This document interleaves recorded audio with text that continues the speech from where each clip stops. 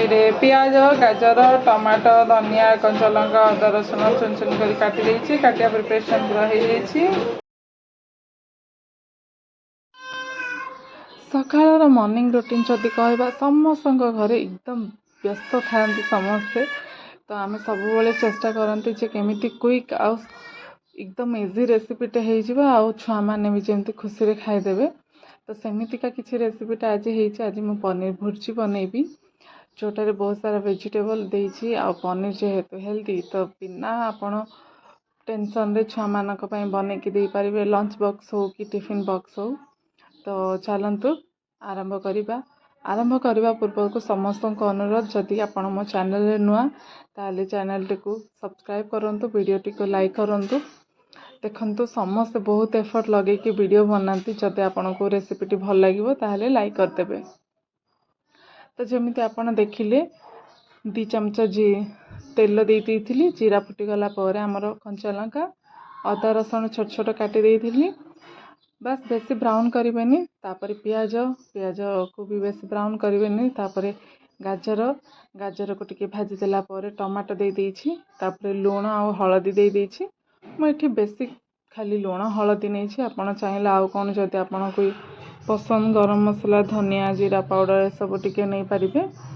तापर मु फ्रेशली छिंडेकी रखी थी छेना जेहेतु आम भुर्जी बनैबा आपण को भारी सामान लदिकी पनीर शेप दबा पर्यंत भी किसी प्लान भी दरकार नहीं रेसिपीटा ऑन द स्पॉट जस्ट क्षीर जदि आपण फ्रिज रे पड़ी छिड़ेदेवे बनईदेवे एट एनी कस्ट आमर तो पनीरटा को आम भांगी दबा तो पनीर आमको दरकार नहीं। तापर मुझे से छेना जो छिंडी थी से पानी टिके दे देइछि बस सेतिकी देइछि कि आमर मसला गुंड पकेला परे आउ पनीर रे सब गुटाक फ्लेवर आसवा पर्यंत जो आम कुक करवा 2-3 मिनट बस सेतिकी भितर पानीटा सो करदब बस सॉफ्ट टिके लगे बोली एकदम ऑप्शनल आपण चाहिए भी यहाँ स्किप करें। तापर आसला आमर गेम चेंजर मैगी मसाला समस्त फेवरेट था सब रेसिपीर स्वाद को एक्स्ट्रा लेवल को पहुँचे दिए। कटा धनिया और मैगी मसाला देइथिली लास्ट 2-3 मिनट भल से मिक्स करदेला रेडी हो जाइथिला आमर पनीर भुर्जी। आशा करुछि वीडियोटी जदि आपको भल लगिवो ताले सब्सक्राइब करेंगे।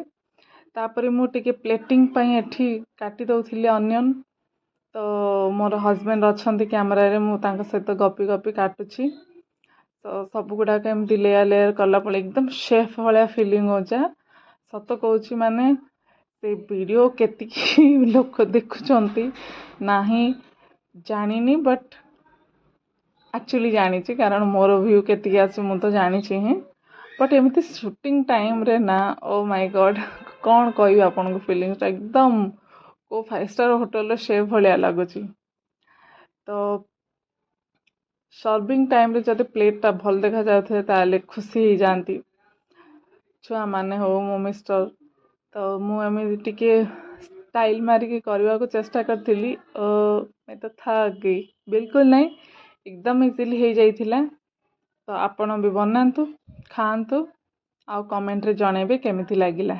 जय जगन्नाथ।